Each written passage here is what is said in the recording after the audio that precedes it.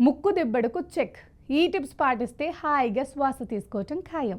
ముక్కు దిబ్బడ వేయటం అనేది ఒక చిన్న సమస్యలా అనిపించినా దానివల్ల శ్వాస తీసుకోవటం, నిద్రపోవటం చాలా కష్టంగా మారుతుంది.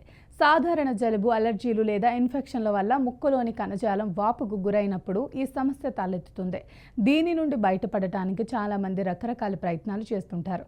అయితే శాస్త్రీయంగా నిరూపితమై నిపుణులు సిఫార్సు చేస్తున్న 8 సులభమైన పద్ధతుల ద్వారా మీరు తక్షణ ఉపశమనం పొందవచ్చు. ఆ చిట్కాలేంటో ఇప్పుడు చూద్దాం.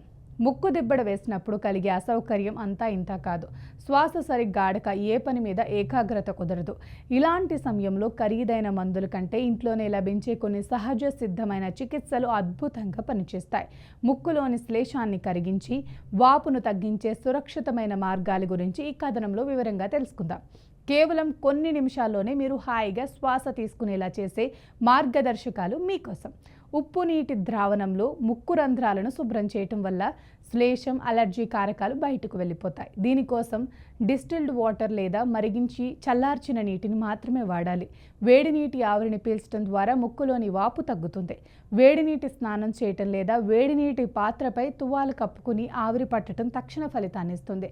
శరీరాన్ని హైడ్రేట్గా ఉంచటం, నీరు, హెర్బల్ టీని లేదా సూప్లు ఎక్కువగా తీసుకోవటం, ద్రవ పదార్థాలు శ్లేషాన్ని పలచబరిచి ముక్కు నుండి సులభంగా బయటకు వచ్చేలా చేస్తాయి. డికాంస్టెంట్స్ వాడకం. ఇవి ముక్కులోని వాపును తగ్గించి శ్వాస ఆడటంలో సహాయపడతాయి. అయితే నాసికా స్ప్రేలను 3 నుంచి 5 రోజుల కంటే ఎక్కువ వాడకూడదు, లేదంటే సమస్య మళ్ళీ తీవ్రమయ్యే ప్రమాదం ఉంటుంది. హ్యూమిడిఫైయర్.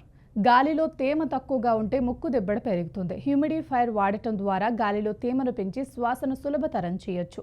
తల కింద దిండు. పడుకున్నప్పుడు తల బాగా కొంచెం ఎత్తులో ఉండేలా చూసుకోవాలి. దీనివల్ల గురుత్వాకర్షణ శక్తి వల్ల శ్లేషం సులభంగా కిందకు దిగుతుంది. అలర్జీ కారకాలకు దూరం. పొగ, ధూళి, పర్ఫ్యూమ్ వంటి ముక్కుకు చికాకు కలిగించే పదార్థాలకు దూరంగా ఉండాలి. ముక్కును గట్టిగా చేదకండి. ముక్కును అతిగా లేదా గట్టిగా చేదటం వల్ల ఇన్ఫెక్షన్ సైనస్లోకి వెళ్లే ప్రమాదం ఉంటుంది. ఒక్కో రంధ్రం ద్వారా నెమ్మదిగా చేదటం ఉత్తమం.